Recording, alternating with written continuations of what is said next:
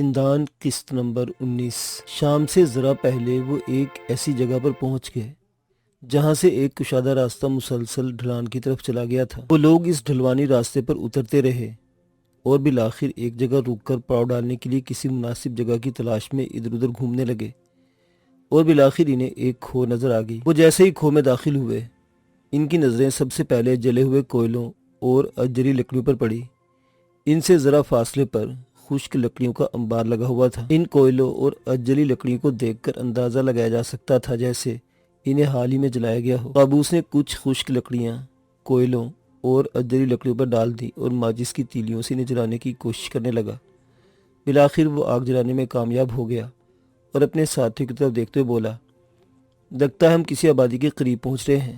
ہو سکتا ہے یہی راستہ ہمیں کسی بستی تک پہنچا دے۔ میرا بھی یہی خیال ہے، محسن نے کہا۔ اب ہمیں اسی راستے پر چلتے رہنا چاہیے۔ وہ رات بھی انہوں نے پہرے داری کے نظام کے تحت گزاری۔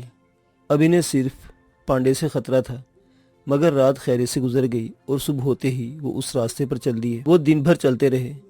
شام سے پہلے جس غار میں انہوں نے قدم رکھا وہاں بھی انہیں اجری لکڑیاں اور کوئلے نظر آئے تھے۔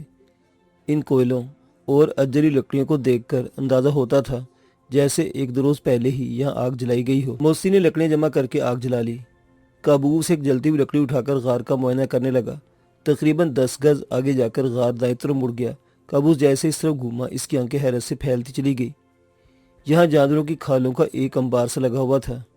قابوس اور آگے بڑھ گیا اور کھالوں کو چھو کر دیکھنے لگا۔ یہ چیتے کی کھالیں تھیں اور حیرت انگیز طور پر نرم اور ملائم تھی، جیسے کسی کیمیکل کے ذریعے انہیں محفوظ کیا گیا ہو۔ قابوس نے چھو کر دیکھا لیکن ان کھالوں میں ذرا بھی بو نہیں تھی۔ قابوس کے ہاتھ میں پکڑی ہوئی لکڑی کا شعلہ کم ہو گیا تھا۔ وہ تیز تیز قدم اٹھاتا واپس آیا اور اپنے ساتھیوں کو چیتوں کی کھالوں کے اس ذخیرے کے بارے میں بتانے لگا۔ چیتوں کی کھالیں؟ ندیم حیرت سے بولا، لیکن اس علاقے میں تو ہمیں کوئی چیتا نظر نہیں آیا۔ ہمیں کوئی چیتا نظر نہیں آیا، یہ ایک الگ مسئلہ ہے، لیکن سوال یہ پیدا ہوتا ہے کہ اس غار میں چیتوں کی کھالیں کس نے جمع کی؟ ظاہر ہے یہ انسانوں ہی کا کام ہو سکتا ہے۔ اس کا مطلب ہے کہ ہم انسانوں کی کسی بستی کے قریب پہنچ رہے ہیں۔ آؤ میں تمہیں وہ کھالیں دکھاؤں۔ قابوس نے کہتے ہوئے ہاتھ میں پکڑی ہوئی لکڑی الاؤ میں پھینک دی اور وہاں سے دوسری جلتی ہوئی لکڑی اٹھا لی۔ ایک جلتی ہوئی لکڑی موسی نے بھی اٹھا لی تھی۔ وہ سب ان شعلوں کی روشنی میں چلتے ہوئے غار کے ایک دوسرے حصے میں آ گئے۔ چیتوں کی کھالیں دیکھ کر وہ واقعی حیران ہوئے تھے۔ اس کا مطلب ہے کہ اس علاقے میں چیتے بکثرت پائے جاتے ہیں، مگر حیرت ہے کسی چیتے سے ہمارا سامنا نہیں ہوا۔ ندیم بولا، یہاں کے چیتے اجنبیوں سے پردہ کرتے ہوں گے۔ موسی نے مسکراتے ہوئے جواب دیا۔ یہ لوگ دوبارہ غار کے بیرونی حصے میں آ گئے اور تازہ صورتحال پر تبصرہ کرنے لگے۔ ویسے بھی انہیں اطمینان ہو گیا تھا کہ ان کے مصائب کا دور ختم ہونے والا ہے۔ انہیں یقین تھا کہ کل وہ کسی نہ کسی بستی تک پہنچ جائیں گے۔ انہیں صحیح راستہ مل گیا تھا۔ وہ رات بھی پہرے داری کے نظام کے تحت گزاری گئی۔ رات کے آخری پہر محسن کی ڈیوٹی تھی۔ وہ آگ کے قریب چٹانی دیواروں سے ٹیک لگائے بیٹھا تھا۔ رات بھر آگ جلتی رہنے سے غار کی فضا خاصی خوشگوار ہو گئی تھی۔ محسن بیٹھتے بیٹھتے اونگ گیا۔ یکایک شور کی آواز سن کر وہ جاگ گیا۔ ندیم وغیرہ بھی جاگ گئے تھے۔ غار کے باہر دن کی روشنی پھیل گئی تھی اور غار کے دہانے کے عین سامنے 5-6 آدمی کھڑے تھے۔ ان کے ہاتھوں میں لکڑیوں کے لمبے لمبے بھالے تھے جن کے آگے لوہے کی برچھیاں لگی ہوئی تھیں۔ محسن نے جلدی سے اپنی رائفل اٹھا لی۔ نہیں، ندیم چیخا، گولی مت چلانا۔ محسن نے رائفل ہاتھ سے چھوڑ دی اور غار کے سامنے کھڑے ہوئے آدمیوں کی طرف دیکھنے لگا۔ ان کے حلیے دیکھ کر خوفزدہ ہونے کے باوجود محسن کے ہونٹوں پر خفت کی مسکراہٹ آ گئی تھی۔ ان کا لباس تو عجیب تھا ہی، چہروں کی ہیئت بڑی مزہ خیز تھی۔ داڑھی نہ مونچھیں، گنجا سر اور بھویں بھی ندارت۔ ان میں سے ایک آدمی نے بھالے کے اشارے سے انہیں ایک طرف جمع ہونے کو کہا اور دوڑتا ہوا غار کے اندرونی حصے میں داخل ہو گیا، جبکہ دوسرے بھالے تانے کھڑے رہے۔ غار میں جانے والا شخص جلدی ہی واپس آ گیا۔ اس کے چہرے پر طمانینت تھی۔ اس نے اپنے ساتھیوں سے عجیب سی زبان میں کچھ کہا۔ یہ زبان قابوس یا اس کے ساتھیوں میں سے کسی کے سمجھ میں نہیں آ سکی تھی۔ قابوس نے شینا زبان اور دوسری زبانوں میں ان سے کچھ کہا تھا، مگر وہ اس کی بات نہیں سمجھ سکے۔ البتہ غار کا معائنہ کرنے والے اس شخص نے بھالے سے اشارہ کیا کہ وہ ان کے ساتھ چلیں۔ ان میں سے کسی نے کوئی مزاحمت نہیں کی تھی۔ وہ تو پہلے انسانوں کی صورت دیکھنے کو ترس گئے تھے۔ انہوں نے اپنا سامان سمیٹا اور بیگ کاندھوں پر لاد کر ان کے ساتھ چل دیے۔ گنجوں نے انہیں اپنے گھیرے میں لے رکھا تھا۔ میچیکو خوفزدہ تھی، مگر ندیم وغیرہ سے تسلی دے رہے تھے کہ اب ڈرنے کی ضرورت نہیں، وہ ان گنجوں کے توسط سے اپنی منزل پر پہنچ جائیں گے۔ وہ رکے بغیر پورا دن چلتے رہے۔ ان کی ٹانگیں شل ہو رہی تھی، مگر انہیں چلنے پر مجبور کیا جاتا رہا۔ بالآخر غروب آفتاب سے تقریباً 1 گھنٹہ پہلے وہ ایک بستی میں پہنچ گئے۔ بستی کے لوگوں کو دیکھ کر انہیں مزید حیرت ہوئی۔ وہ سب کلین شیو اور گنجے تھے اور سب کی بھویں غائب تھیں۔ وہ لوگ حیرت سے انہیں دیکھ رہے تھے اور بستی والے انہیں بستی کے چوک پر پہنچ کر ان سب کو اپنے سینوں میں سانس رکتے محسوس ہونے لگے۔ چوک کے وسط میں لکڑی کی موٹی موٹی سلاخوں کا ایک بہت بڑا پنجرا رکھا ہوا تھا اور اس پنجرے میں پانڈے قید تھا۔ عجیب سی بستی تھی اور اس کے لوگ عجیب تر۔ وہ بستی 50-60 گھروں پر مشتمل تھی اور گھروں کی ساخت بھی بڑی عجیب تھی۔ کراچی میں رہتے ہوئے ندیم کو ایک مرتبہ اپنے کسی دوست کے ساتھ تھر کے صحرا میں جانے کا موقع ملا تھا۔ اس قسم کے گھر اس نے تھر کے صحرا میں دیکھے تھے، جھاڑیوں کی شاخیں اور گھاس پھوس سے بنے ہوئے گول گول جھونپڑے جن کی چھتوں پر نوکدار جھاڑیاں اس طرح بنی ہوئی تھیں کہ دور سے مور کی قلقی کی طرح نظر آتی تھی۔ اس بستی کے لوگ بھی بالکل اسی طرح کے تھے، لیکن فرق صرف اتنا تھا کہ تھر کے صحرا کے وہ جھونپڑے گھاس پھوس کے بنے ہوئے تھے اور اس بستی کے مکان چیڑ کے درختوں کے تنوں سے بنائے گئے تھے۔ ان کی چھتیں نوکدار نہیں بلکہ ہموار تھیں۔ یہ چھتیں بھی درختوں کے تنوں ہی کو ایک دوسرے کے ساتھ ملا کر بنائی گئی تھی اور ان پر شاخیں وغیرہ ڈال دی گئی تھی۔ ایک اور حیرت انگیز بات یہ دیکھنے میں آئی تھی کہ اس بستی کے یہ مکان بڑے سلیقہ سے بنائے گئے تھے۔ ان کے درمیان باقاعدہ راستے چھوڑے گئے تھے اور درمیان میں ایک بہت بڑا چوک سا بن گیا تھا جہاں عام طور پر بستی کے لوگ جمع ہو کر گپ شپ کرتے ہوں گے یا بچے کھیلتے ہوں گے، لیکن اس وقت وہاں لکڑی کی موٹی موٹی سلاخوں کا ایک بہت بڑا پنجرا رکھا ہوا تھا جس میں پانڈے بند تھا۔ بستی کے کچھ لوگ اور بچے اس پنجرے کے گرد جمع ہو رہے تھے، لیکن شور کی آواز سن کر وہ سب ان کی طرف متوجہ ہو گئے اور پھر بچے اور بستی کے لوگ ان کے گرد جمع ہو گئے۔ کچھ لوگ اس طرح ناچ رہے تھے جیسے انہیں دیکھ کر بہت خوش ہو رہے ہوں۔ اس بستی کے لوگوں کی حیت ان لوگوں سے مختلف نہیں تھی جو انہیں پکڑ کر لائے تھے۔ کلین شیو گنجے سر اور بھویں تک صاف تھی۔ بچوں کی بھویں بھی صاف تھیں اور ان کے سر بھی مڑے ہوئے تھے۔ انہیں بستی کے چوک میں روک لیا گیا۔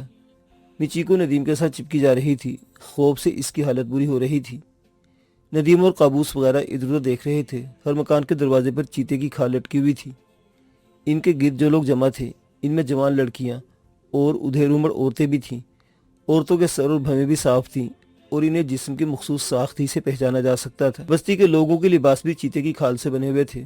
جسم کے زیریں حصوں پر گھاگھرے تھے اور بالائی حصوں پر کھالیں اس طرح لپیٹی گئی تھی جیسے ساڑی کا پلو لپیٹا جاتا ہے۔ ندیم کے اندازے کے مطابق ایک لباس میں کم از کم 4 کھالیں استعمال ہوئی تھیں، لیکن ان سب کو حیرت تھی کہ بستی والوں کے پاس چیتوں کی کھالیں اتنی کثیر تعداد میں کہاں سے آ گئی تھیں۔ لگتا تھا جیسے یہاں چیتوں کی کھالیں تیار کرنے کی کوئی فیکٹری لگائی گئی ہو۔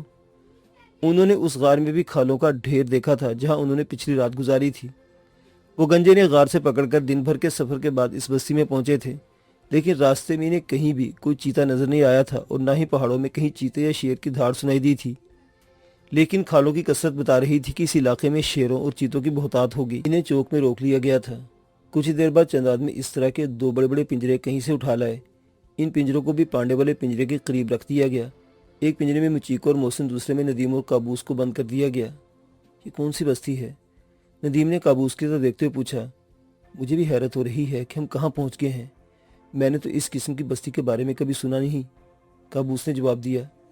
ہم کسی دوسری سیارے پر تو نہیں پہنچ گئے؟ دوسرے پنجرے سے محسن نے آواز لگائی۔ یقیناً تمہارا دماغ چل گیا ہے، ندیم نے اس کی طرف دیکھتے ہوئے کہا، پھر پانڈے والے پنجرے کی طرف دیکھنے لگا۔ تم لوگوں کے پاس تو رائفلیں تھیں، ان کے ہاتھ کیسے لگ گئے؟ حالانکہ تم لوگ انہیں آسانی سے قتل کر کے نکل سکتے تھے۔ یہ لوگ ہتھیاروں کے بارے میں کچھ نہیں جانتے، اس لیے تم لوگوں کو پنجروں میں بند کرتے ہوئے ان لوگوں نے رائفلوں پر قبضہ نہیں کیا۔ پانڈے نے ان کی باتوں میں مداخلت کرتے ہوئے کہا۔ وہ پنجرے کی سلاخیں پکڑے بیٹھا ان کی طرف دیکھ رہا تھا۔ تمہارے پاس بھی تو پستول تھا، تم کیسے ان کے ہتھے چڑھ گئے؟ ندیم نے پوچھا۔ میں نے ان کے 2 آدمیوں کی لاشیں گرا دی تھی، اگر میرا پستول خالی نہ ہوتا تو یہ لوگ میرے قریب بھی نہیں آ سکتے تھے، پانڈے نے جواب دیا۔ میرا خیال ہے کہ تمہیں لوگ اب زندہ نہیں چھوڑیں گے، شاید بھون کر کھا جائیں۔ وہ دیکھو، بستی کے لوگ جلانے کے لیے ایندھن جمع کر رہے ہیں۔ قابوس نے ایک طرف اشارہ کیا۔ کچھ گنجے پنجروں سے کچھ فاصلے پر چوک میں موٹی موٹی لکڑیاں جمع کر رہے تھے۔ اس وقت اگرچہ شام کا اندھیرا پھیلنے لگا تھا، لیکن بہت سے بچے، مرد اور عورتیں اب بھی ان کے پنجروں کے گرد جمع تھے اور کسی عجیب سی زبان میں باتیں کر رہے تھے۔ یہ کون سی زبان بول رہے ہیں؟ شینا یا برشاسکی؟ ندیم نے پوچھا۔ میری سمجھ میں تو کچھ بھی نہیں آ رہا، قابوس نے جواب دیا۔ اس کے چہرے پر الجھن کے تاثرات صاف طور پر دیکھے جا سکتے تھے۔ یہ نہ تو برشاسکی زبان بول رہے ہیں اور نہ شینا۔ میں بلند کشمیری اور لداخی زبانیں بھی سمجھتا ہوں اور بول بھی سکتا ہوں، لیکن اس زبان کا تو ایک لفظ بھی میری سمجھ میں نہیں آ رہا۔ پتہ نہیں کون سی زبان بول رہے ہیں یہ لوگ۔ گنجوں کے اس قبیلے کے بستی کے بارے میں تو کبھی سنا بھی نہیں تھا۔ مختلف علاقوں کے لوگ ایک جگہ سے دوسری جگہ آتے جاتے رہتے ہیں، لیکن کسی سے کبھی اس بستی کا ذکر نہیں سنا۔ مجھے لگتا ہے جیسے ہم کسی انجانی دنیا میں پہنچ گئے ہیں۔ اوئے! پانڈے کی آواز سن کر وہ چونک گئے۔ دیکھو، وہ ان کا سردار آ رہا ہے۔ اگر تم لوگ اسے رائفل کی زد پر گرفت میں لے لو تو ہم لوگ ان پنجروں سے آزادی حاصل کر سکتے ہیں۔ ہم؟ قابوس نے ہلکا سا قہقہ لگایا۔ ہم لوگ تو شاید ان پنجروں سے نجات حاصل کر لیں، لیکن تم یہیں رہو گے ان کے پیٹ میں۔ میں سچ کہتا ہوں یہ لوگ تمہیں بھون کر کھا جائیں گے۔ وہ لوگ دائیں طرف دیکھنے لگے اور ان کی آنکھیں حیرت سے پھیلتی چلی گئی۔ گنجوں کی اس بستی کا سردار اپنے قبیلے والوں سے بالکل مختلف تھا۔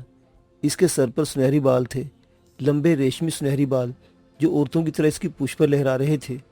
اس کی بھویں بھی سنہری تھی اور مونچھیں دیکھ کر تو ندیم بمشکل اپنی ہنسی روک سکا تھا۔ ہونٹوں کے دونوں گوشوں پر سنہری مونچھیں چوہے کی دم کی طرح اس طرح تھوڑی پر لٹکی ہوئی تھی۔ شیپ خوب رگڑ رگڑ کر بنایا گیا تھا، تھوڑی پر ہلکا سا سبزہ پن جھلک رہا تھا۔ اس کے ساتھ ایک عورت بھی تھی، اس کے بال لمبے اور بالکل سیاہ تھے، بڑی بڑی نیلی آنکھیں اور موتیوں کی طرح چمکتے ہوئے ہموار دانت۔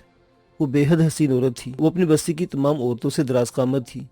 اس کی عمر 30 کے لگ بھگ رہی ہوگی، جبکہ سردار کی عمر 40 سے زیادہ نہیں تھی۔ ان دونوں نے بھی چیتے کی کھال کا لباس پہن رکھا تھا۔ عورت کا ایک شانہ برہنہ تھا۔ اگر وہ کسی مہذب علاقے میں ہوتی تو مردوں کی حوث بھری نظریں اس پر مرکوز رہتی، لیکن یہاں تمام مردوں کی نظریں جھکی ہوئی تھیں۔ سردار اور اس کے ساتھ نیلی آنکھوں والی حسین عورت جو یقیناً اس کی ملکہ تھی، ان کے پنجروں کے قریب آ کر رک گئے۔ قبیلے کے لوگ ان سے چند قدم دور رک گئے تھے، البتہ سردار کے 4 محافظ بھالے سنبھالے ان کے قریب مستعد کھڑے تھے۔ یہ کون سی جگہ ہے اور ہمیں جانوروں کی طرح ان پنجروں میں بند کیوں کیا گیا ہے؟ قابوس نے سردار کی طرف دیکھتے ہوئے الفاظ پہلے شینا پھر برشاسکی اور پھر کئی مختلف زبانوں میں دہرائے تھے جو ان وادیوں میں بولی جاتی تھی۔ سردار عجیب سے مسکراتی نظروں سے اس کی طرف دیکھ رہا تھا، پھر اس نے ندیم کی طرف دیکھا اور اگلے پنجرے کے پاس چلا گیا جس میں مچیکو اور محسن بند تھے۔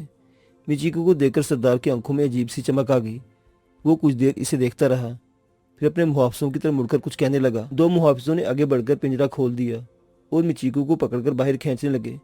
مچیکو مزاحمت کرنے لگی، وہ خوف سے بری طرح چیخ رہی تھی۔ وہ اپنا بازو چھڑا کر پنجرے کے دوسری طرف سلاخوں سے جا لگی۔ گنجا محافظ اندر گھس گیا اور مچیکو کو بازو سے پکڑ کر گھسیٹنے لگا۔ سردار نے غصیلی آواز میں کچھ کہا۔ گنجا محافظ اب مچیکو کو گھسیٹنے کے بجائے اسے باہر لانے کی کوشش کرنے لگا کہ زیادہ کھینچتانی نہ ہو۔ وہ اپنی زبان میں کچھ بولتا بھی جا رہا تھا۔ سردار کا اشارہ پا کر دوسرا محافظ بھی پنجرے میں گھس گیا اور وہ دونوں مچیکو کو اٹھا کر ڈنڈا ڈولی کرتے ہوئے پنجرے کے دروازے کے قریب لے آئے۔ باہر کھڑے 2 محافظوں نے مچیکو کو سنبھال لیا اور اسے اٹھا کر جھونپڑیوں میں غائب ہو گئے۔ سردار اور اس کی ملکہ دوبارہ ندیم اور قابوس والے پنجرے کے سامنے آ گئے۔ تمہارا سردار کون ہے؟ گنجوں کے سردار نے قابوس کی طرف دیکھتے ہوئے الفاظ ملی جلی لداخی اور شینا زبان میں کہے تھے۔ یہ ہمارا سردار۔ قابوس نے ندیم کی طرف اشارہ کیا۔ اس کی آنکھوں میں چمک سی ابھر آئی تھی۔ اب کم از کم یہ توقع تو پیدا ہو گئی تھی کہ وہ ایک دوسرے کو اپنی بات سمجھا سکیں گے۔ گنجوں کے سردار نے اپنے آدمیوں سے کچھ کہا اور ملکہ کو اشارہ کرتا واپس چلا گیا۔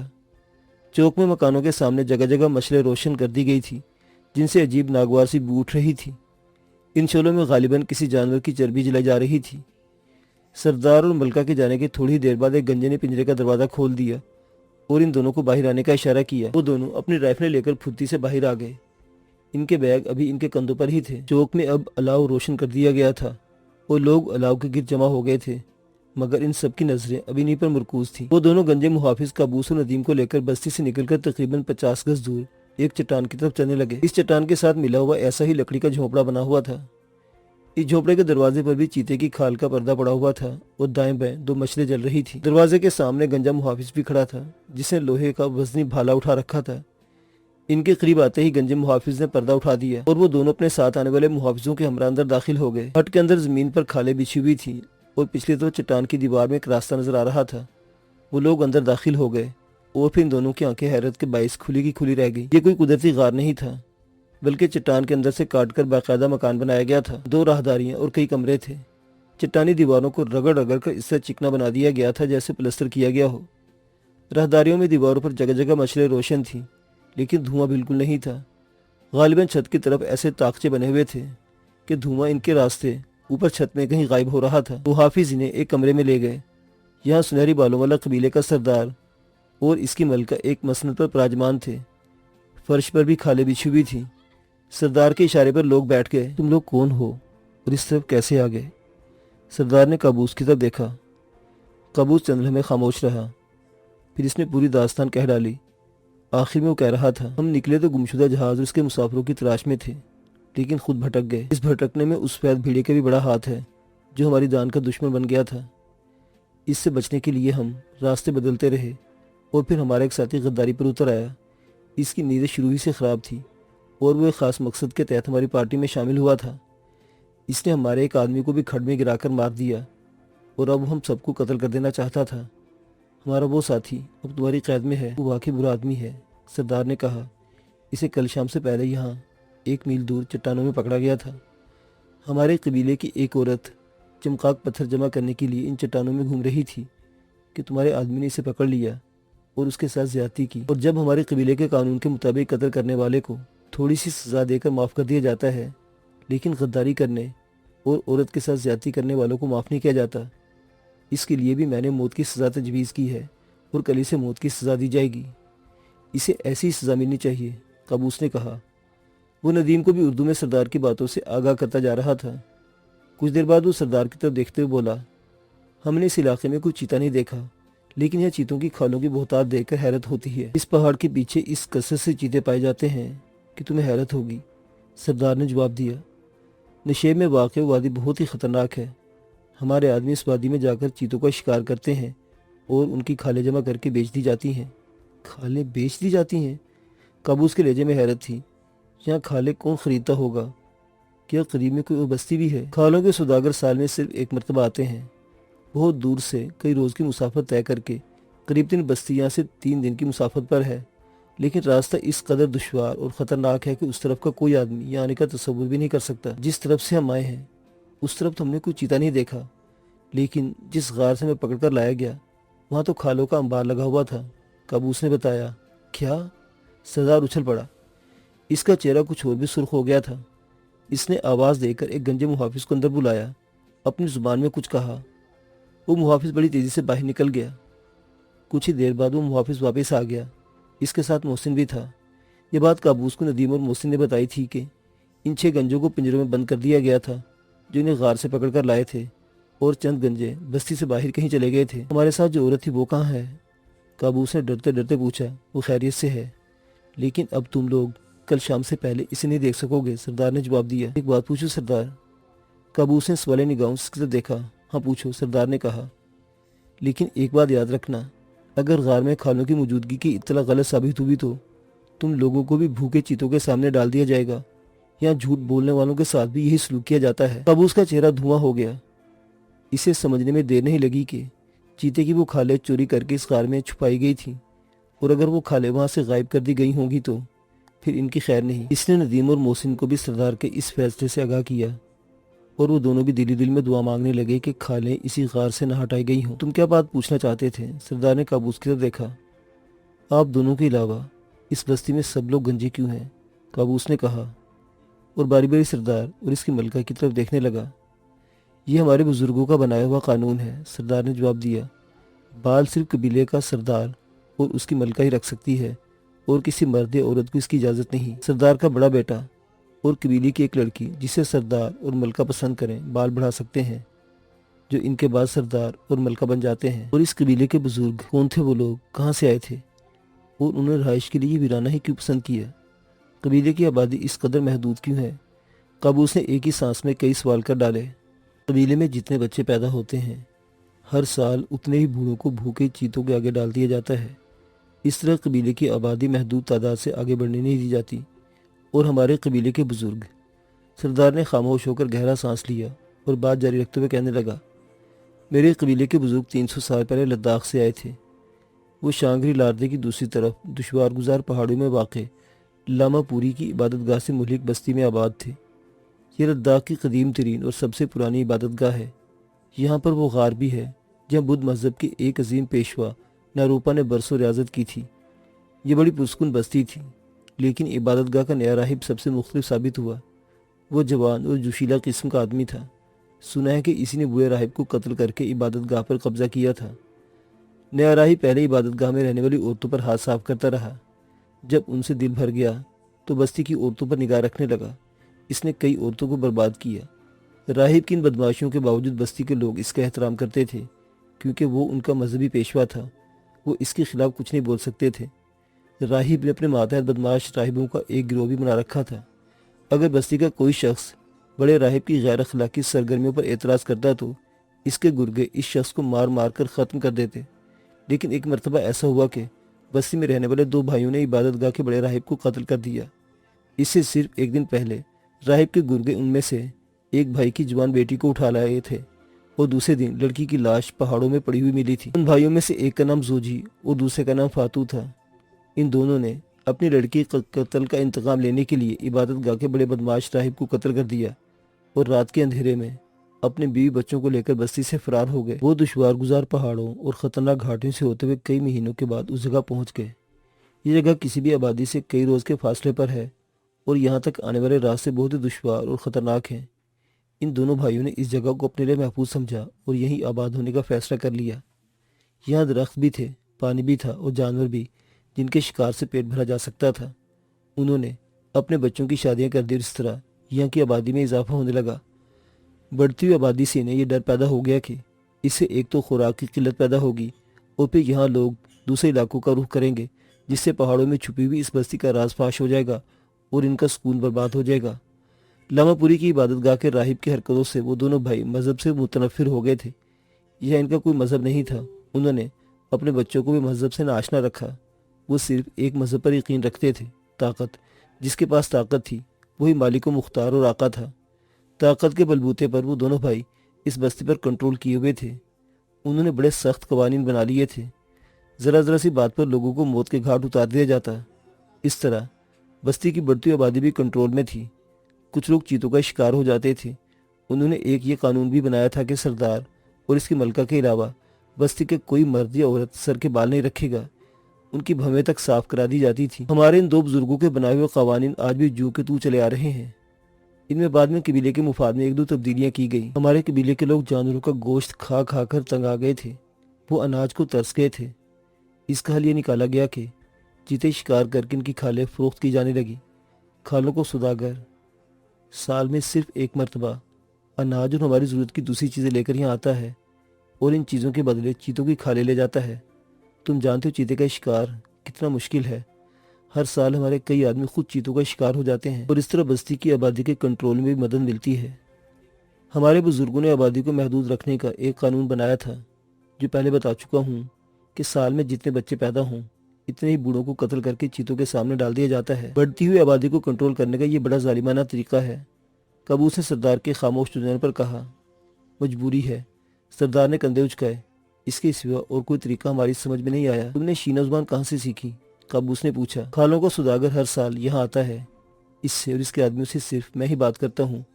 قبیلے کے کسی بھی شخص کو ان سے بات کرنے کی اجازت نہیں ہوتی۔ ویسے بھی میں کئی مرتبہ قریبی بستی میں جا چکا ہوں جو یہاں سے 3 دن کے فاصلے پر ہے۔ وہاں کے لوگوں سے بھی نہ صرف میں ہی بات کرتا ہوں، میرے ساتھ جانے والے خاموشی رہتے ہیں۔ انہیں کسی سے بات کرنے کی اجازت نہیں ہوتی۔ سردار نے کہا۔ کیا ہمیں کسی بستی تک پہنچایا جا سکتا ہے؟ قابوس نے پوچھا۔ اس کا فیصلہ 2-3 دن بعد کیا جائے گا، سردار نے جواب دیا۔ اس دوران ایک گنجے نے آ کر سردار سے کچھ کہا۔ سردار اٹھ کر کھڑا ہو گیا۔ وہ تینوں بھی اٹھ گئے۔ سردار نے ملکہ کا ہاتھ پکڑ لیا اور وہ سب اس کمرے سے نکل کر مختلف راہداریوں میں چلتے ہوئے ایک اور کمرے میں آ گئے، جہاں فرش پر کھالوں کا دسترخوان بچھا ہوا تھا اور بڑی بڑی تشتریوں میں کسی جانور کی بھنی ہوئی رانیں رکھی تھیں۔ بھنے ہوئے گوشت کی خوشبو سے ان کی بھوک چمک اٹھی، لیکن ان لوگوں نے اس وقت تک کھانے کی طرف ہاتھ نہیں بڑھایا جب تک سردار نے پہل نہیں کی۔ سردار اور اس کی ملکہ بڑے وحشیانہ طریقے سے کھا رہے تھے۔ سردار کے منہ سے چپڑ چپڑ کی آوازیں نکل رہی تھی اور گوشت کے چھوٹے چھوٹے ٹکڑے اس کے منہ سے اڑ رہے تھے۔ اس کی تھوڑی گوشت سے نکلنے والی چکنائی سے تر ہو گئی تھی۔ ملکہ کا بھی کچھ یہی حال تھا۔ قابوس، ندیم اور محسن نے بھی مر بھوکوں کی طرح گوشت کی بوٹیاں دانتوں سے نوچ نوچ کر کھائیں۔ کئی روز بعد انہیں اس قدر لذیذ بھنا ہوا گوشت ملا تھا اور اس کے ساتھ کسی قسم کی رعایت کرنے کو تیار نہیں تھے۔ گوشت کھاتے ہوئے ندیم کو دفتن مچیکوں کا خیال آیا۔ پانڈے ان کا ملک کا دشمن تھا اور اس نے گنجوں کے اس قبیلے سے بھی دشمنی مول لی تھی۔ اس نے نہ صرف ان کے عورت کے ساتھ زیادتی کی تھی بلکہ ان کے 2 آدمیوں کو بھی قتل کر دیا تھا۔ اس طرح وہ کسی رعایت کا مستحق نہیں تھا۔ ندیم نے قابوس کے دیکھتے ہوئے کہا، اس سنہری زلفوں والے سردار سے پوچھو کہ مچیکو کہاں ہے اور اسے کچھ کھانے کو دیا گیا یا نہیں۔ قابوس نے سردار سے پوچھا۔ وہ چپڑ چپڑ منہ چلاتے ہوئے بولا، اس خوبصورت عورت کی تم فکر مت کرو، وہ کھانا کھا چکی ہے اور اس وقت آرام کر رہی ہے۔ مچیکو کے لفظ خوبصورت سن کر ندیم ٹھٹکا تھا۔ پہلے تو یہ سمجھا کہ عورت ہونے کی وجہ سے مچیکو کو ان سے الگ رکھا گیا ہے، لیکن اب وہ کچھ اور سوچنے پر مجبور تھا۔ کہیں مچیکو پر سردار کی نیت تو خراب نہیں ہو گئی۔ کئی ہفتوں تک ویرانوں میں بھٹکنے اور صعوبتیں برداشت کرنے سے مچیکو گرچہ کمزور ہو گئی تھی لیکن وہ بھی بے حد حسین تھی۔ ہو سکتا ہے اسے دیکھ کر سردار کی لال ٹپک پڑی ہو، لیکن ندیم کو یقین تھا کہ مچیکو کے ساتھ کوئی زیادتی کرنے کی کوشش نہیں کرے گا۔ کیونکہ ایک عورت کے ساتھ زیادتی کرنے پر ہی اس کے بزرگوں نے اپنی قدیم ترین عبادت گاہ کے راہب کو قتل کر دیا تھا اور اپنے آباء و اجداد کی بستی چھوڑ کر وہاں سے بھاگ نکلے تھے۔ اور پھر پانڈے کی مثال اس کے سامنے تھی، جس نے اس قبیلے کی ایک عورت کے ساتھ زیادتی کی تھی اور اسے موت کی سزا کا فیصلہ سنایا گیا تھا۔ اس سے ثابت ہوتا تھا کہ گنجوں کے اس قبیلے میں عورت کو احترام کی نگاہ سے دیکھا جاتا تھا، اور ظاہر ہے اس صورت میں سردار بھی اس قسم کی کوئی حرکت نہیں کر سکتا تھا۔ کھانے کے بعد انہیں ایک اور کمرے میں بھیج دیا گیا۔ یہاں بھی فرش پر چیتے کی کھالیں بچھی ہوئی تھی اور اوڑھنے کے لیے بھی کھالیں ہی موجود تھی۔ وہ لوگ بیٹھے باتیں کرتے رہے۔ کمرے کے دروازے پر ایک گنجا لکڑی کا بھالا لیے ٹہل رہا تھا، لیکن وہ گنجا ان کی باتیں نہیں سمجھ سکتا تھا، اس لیے وہ اطمینان سے بول رہے تھے۔ مجھے تو لگتا ہے کہ مچیکو کے لیے اس سنہری زلفوں والے سردار کی نیت میں کچھ فتور آ گیا ہے، ورنہ اسے ہم سے علیحدہ رکھنے کی کوئی اور وجہ سمجھ میں نہیں آتی، جبکہ قبیلے کی دوسری عورتیں مردوں کے ساتھ ہی گھل مل کر رہ رہی ہیں۔ ندیم نے کہا، سردار کی بیوی مچیکو سے کہیں زیادہ حسین ہے، محسن نے کہا، اور یوں بھی اس کے قبیلے کی دوسری عورتیں بھی بہت خوبصورت ہیں، موٹی موٹی ہرنیوں جیسی آنکھیں، سرخ ہونٹ اور دلکش نکوش۔ اگر کمیاں تو صرف زلفوں کی، ایسی حسین عورتوں کے ہوتے ہوئے اسے مچیکو جیسی اجنبی عورت سے کیا دلچسپی ہو سکتی ہے؟ ہمارے ملک کی عورتیں کتنی حسین، وفاشار اور محبت کرنے والی ہیں، ان میں کس چیز کی کمی ہے؟ لیکن ہمارے مرد، بہت سے مرد کسی بھی غیر ملکی عورت کو بیاہ کر لے آتے ہیں، تو یوں سمجھو کہ سردار بھی ایک غیر ملکی عورت میں دلچسپی لینے لگا ہے۔ قابوس نے کہا، اس کا یہ غیر ملکی والا فلسفہ واقعی بڑا دلچسپ تھا۔ اگر واقعی گنجوں کا یہ سردار مچیکو میں دلچسپی لینے لگا ہے تو یہ بہت برا ہوگا۔ ندیم نے کہا، اس طرح ہمیں مچیکو سے ہاتھ دھونے پڑیں گے اور ہمیں مچیکو کے بغیر یہاں سے جانا پڑے گا۔ مچیکو ہمارے ساتھ جائے گی ورنہ؟ قابوس کہتے کہتے رک گیا۔ ورنہ کیا؟ محسن نے سوالے نگاہوں سے اس کی طرف دیکھا۔ ورنہ ہم بھی داڑھی مونچھیں بھویں اور سر منڈوا کر اس قبیلے میں شامل ہو جائیں گے، اس قبیلے کی عورتوں سے شادی کر لیں گے، ہمارے بچے ہوں گے، اور جب ہم بوڑھے ہو جائیں گے تو ہمیں بھوکے چیتوں کے سامنے ڈال دیا جائے گا۔ قابوس کی اس بات پر ان دونوں نے خوب دل کھول کر قہقہ لگایا۔ دروازے پر کھڑے محافظ نے چونک کر ان کی طرف دیکھا، پھر دوبارہ ٹہلنے لگا۔ معلوم ہوتا ہے کہ ایسا ہی ہوگا، کیونکہ ان کی مرضی کے بغیر تو ہم یہاں سے نکل نہ سکیں گے۔ محسن نے کہا، اچھا بابا اب سو جاؤ، دیکھتے نہیں کہ کئی روز بعد کتنا آرام دہ بستر ملا ہے، مجھے تو نیند آ رہی ہے۔ قابوس نے کہتے ہوئے چیتے کی ایک کھال اوڑھ لی اور پھر کچھ دیر بعد وہ واقعی سو گئے۔